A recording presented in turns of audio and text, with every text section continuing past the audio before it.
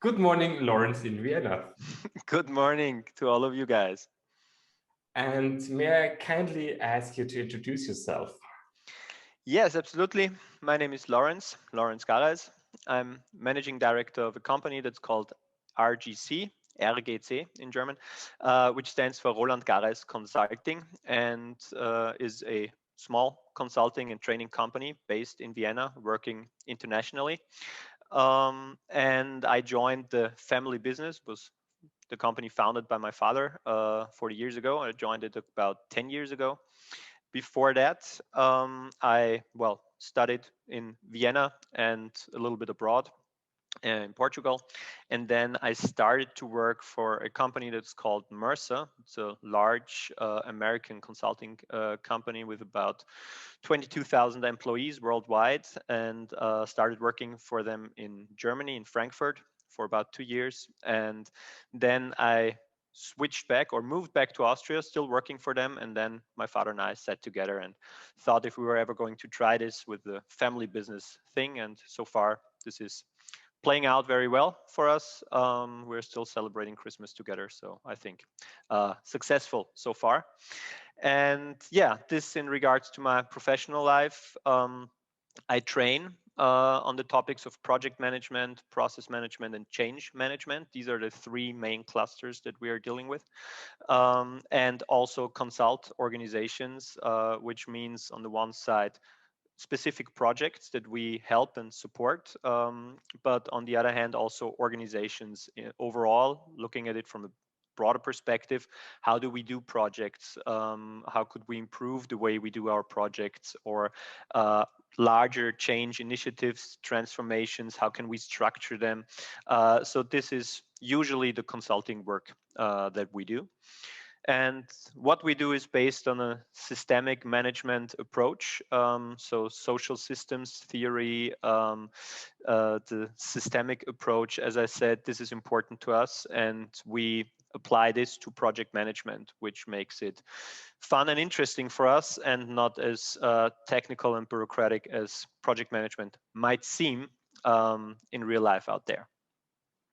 Besides that, I'm a father of two. I have a daughter, she's 6, and I have a son, and he's 3. And this is what I deal with when I'm not in the office and not working. And that's good. And there I need lots of improvisation, actually. I do understand that because, yeah, our kids are more or less the same age. So Exactly. a lot of improvisation in life and in the job. I think like 20 years ago, when I studied business informatics, I learned project management. And there was this waterfall method and the Gantt charts, and it was very technical. And so my impression was like project management means that you have the one goal and you have your team, and then you structure your project and then you try to stick to the plan. Is this what you think of project management? Um, yes and no. I mean, I think it's absolutely crucial to have a plan, but not in the understanding that we have the master plan and we need to follow this master plan. And if we have a deviation from this plan, this means we did a bad job. And this is how it's often perceived out there in practice. So this is not our understanding. Our understanding is that, yes, we need orientation. And in order to get orientation, we need to sit down and we have to communicate with each other. So from my understanding, project management is mainly about communication, and the methods that you just mentioned, we need them because they help us in order to structure communication. So what do I mean? There's a method that's called work breakdown structure. Okay, so basically what we do is we take the project and we break it down into phases and we break them down into work packages. Now, you could go into a meeting room and say, okay, guys, what is it that we actually need to do in this project? And then you start brainstorming, or you use these methods and you apply them as a rough outline, and they help you in order to structure communication. They give you orientation. And this is what we see in real life is actually happening. So there was not a single project I ever came across that was executed as planned. Okay, this never happened in history, and this will never happen. And still, I earn quite a nice living from training people in doing project management, right? So the question is, what's the underlying assumption here? And from my point of view, it's about the creative act of planning. Okay, so there's a quote, I think it was from Winston Churchill: plans are nothing, planning is everything. So it's about getting together in the group with experts that really work on this project and plan together, because then when something happens unforeseeable, we need to improvise, for example. um, we have this common baseline, we have this common foundation, this common understanding of what it is that we need to do and which direction we need to go as of today. And then if something changes, this helps us, because otherwise we're stuck in vicious circles, never ending discussions. Do we really need to do this? Is this really part of our project? Who's in charge? And so on. And this is pretty lame, and this is actually freezing up the organization, and nothing can move anymore. And that's what we're trying to prevent. So to me, that sounds very dynamic, even like a small social system that interacts with each other and trying to set some rules, but to be open for changes. Is it something like that if when you differentiate the plan that never change and the planning to communicate and to adapt to differences and changes? Yeah, I think this is one of the most important aspects that's completely misunderstood out there when people talk about project management. Yeah, people always, because if I train people and they get a basic training, a fundamentals training in project management, what do I tell them there? Well, we talk about the methods, but we also talk about social competencies, right? But the project management methods, right? So the hard facts like a Gantt chart, a schedule plan, a resource plan, a cost plan, this is always the result. Yeah, but it's not the means. We're not doing this because this is the result that we want to achieve, but this is where we document what we discussed, and the process of discussing it, this is what's actually really important. So it has a lot to do with your understanding of what a project actually is. People out there think a project is a big task. From my understanding, it's not, right? A project is a temporary organization that we need to set up in order to deal with this complex task we need to accomplish. And if I look at it from that perspective, project management suddenly means, oops, there's the word management in there. So we need to manage something. And this is not the templates, but these are the people that are in our team. So from my understanding, being a project manager, from a management perspective, it's much harder than being a manager in the line organization, because you have high time pressure, you have cost pressure, you have a diverse team of different experts that probably have never worked together before, and you have very limited time to make a team out of this group of people. And in this regards, you need a high level of trust, you need a high level of empathy, social competences to make this happen. So if you come into this room and you start working with whatever kind of templates to create whatever kind of plans, that can work, but only if the people are open to it. And therefore, these dynamics, these team dynamics, this is what really makes a difference. Yeah. So projects fail because of the social complexity that you have in this team, and not because of the content related complexity. I don't know what the background of the group here is. Maybe there are some technical guys from IT or whatever. And people usually in IT tell you, well, from a technical point of view, everything is possible.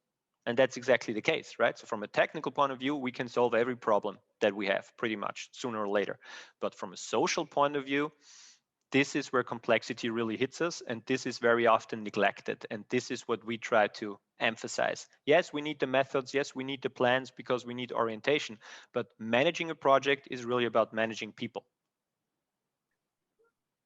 I think that's very interesting, because if I look at these different words like project management and improvisation, most of the people will say like, this is a totally different area. You know, in project management, it takes a clear structure, there's topic and their methods. And improv is like, you know, when do you have to improvise in situation that is of high pressure, if you have not enough resources to plan, if it's high stakes, if it's urgent, if you're in a social setting, if you have to adapt to changes and so on. Now, if I hear you speaking, I think like, oh, there might be some similarities between these two, on the first glance, different things. So do you see similarities when I say like improvise is, you know, high stakes in short time? What is similar to project management, and what is the difference from your point of view? Well, what's similar is, I think, the underlying assumption. Yeah, the question is, why do we do project management? Yeah, I mean, seriously, if we know that it never works, yeah, from a from a larger point of view, so we know it never works. Never is it possible to create a plan and then execute the plan. Why are we doing it at all? It's about risk reduction. Yeah, that's the business case of project management. We're reducing the risk of failure by applying certain methods, developing them together in a team, because it gives us orientation and we make sure that we don't have any misunderstandings, we're not forgetting anything, and so on. But of course, we can only plan the plannable, right? The foreseeable, the predictable. Then there are some other methods like, I don't know, risk management, for instance. And there we try to think in scenarios, right? We think about what might happen and we try to prepare for that as well. But then there's a part missing, and this is what we cannot predict. Yeah, what we cannot even imagine, what we cannot think of. And this is always a gap. Yeah. And the only thing that you do in project management to deal with this gap is you, well, allocate some kind of contingency budget buffer in time regards. But you have no idea what's going to happen and how you're going to deal with this. And in the beginning, you think about risk management and there are some assumptions, but then, I don't know, 75% of these risks were completely irrelevant. And the two that you evaluated probably on a very low, with a very low impact or probability to happen, they suddenly, like a black swan, right? They pop up and then you have to deal with it. So this is the one thing where I see how these two things actually blend together quite nicely. And this is something that we will cover later as well. But maybe I would like to draw something for you real quick here. And this is project management effort. And this is time, okay? Now, in my ideal world as a project management trainer and consultant, the curve would look like this. Okay, so this would be the starting of the project at the very beginning. So high effort, short time. Team comes together, we develop our plans. Then this here, these waves, these smaller ones, this would be project controlling. So there we come together again in the project team. We reflect, where are we, where should we be? And this here, this would be project coordinating. So this is pretty much the daily business of the project managers. And then in the end, we need to close the project. Yeah? So this would be project closing. Now, that's my ideal scenario. What do I see in real life is happening? Something like this. Yeah. And this here means firefighting. Yeah. Troubleshooting. Now, this can happen. Yeah. That we get to this point where we actually firefighting and troubleshooting here. But the question is why?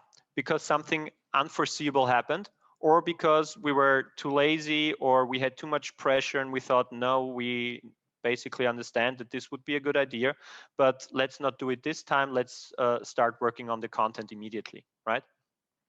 This is one of the most interesting or challenging situations I have in my job, because I very often see this orange curve here, right? And now you need people to understand that this actually would pay off, right? And that's the business case of project management. So the assumption that the area under the green curve is smaller than the area under this orange curve, that's why we're doing it. But this only gets you so far. And then there is still lots of dynamics and volatility and uncertainty in your projects. So what's a false assumption is we do this here at the beginning, yeah, this part, oh, sorry, this part here. And then we have our plans, however they look like, yeah, and they are final and they are frozen and they don't need to be touched anymore. And this obviously is a false assumption. So this needs to be reiterated and adapted and so on based on what's actually happening in our project. Yeah. So I would say I'm very open-minded and interested in the topic of improvisation. I would not say that improvisation will lead to a situation where I say we're going to improvise everything and I don't need project management anymore. But I think it helps to look at project management from a fresh, from a new, a different perspective, because I think there are lots of things that are very common in projects where project managers lack the capabilities on dealing with these topics, or they improvise improvisation, if you know what I mean. Yeah, so they don't have a clear approach or a mindset, a skill set where you say, okay, now this happens and therefore we do this, but they just act without this common mindset, this shared understanding, especially within the team. And I think this is really interesting. Yeah, so how can we learn improvisation in terms of being ready?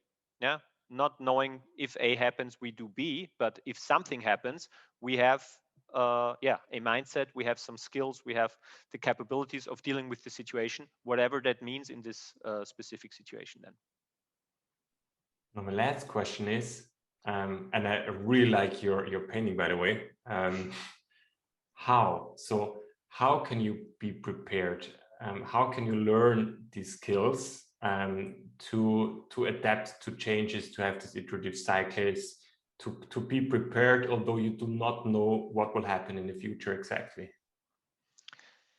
This is an interesting question, and I have some hypotheses on this. On the other hand, I'm very much looking forward to our ongoing research projects to dive a little deeper there. But I think it really comes down to the social aspects in how you set up and prepare your project team. Yeah, I really don't think that it's a lot about skills in terms of methods for improvising, because there's such a vast amount of possible things that might happen. You cannot prepare for all of that, right? It would take forever and it would not make a lot of sense.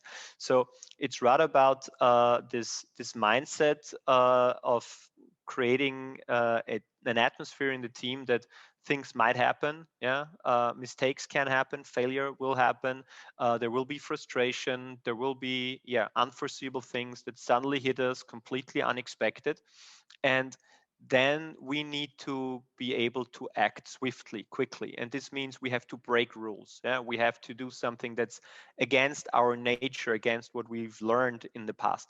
And I think having people or having a common understanding in the group, in our project team, that this might happen, and if this happens, then this is okay, then this is allowed. I think this would help a lot. Yeah, because what our study shows, and we'll come to that, is that project managers have probably a high level of capabilities when it comes to improvisation, but they learned it the hard way, right?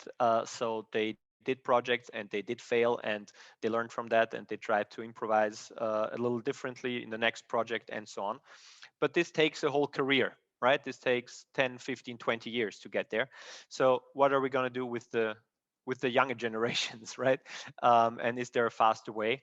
And I truly believe that there is, but this means we have to unlearn things that we have learned in project management for the last 30 years.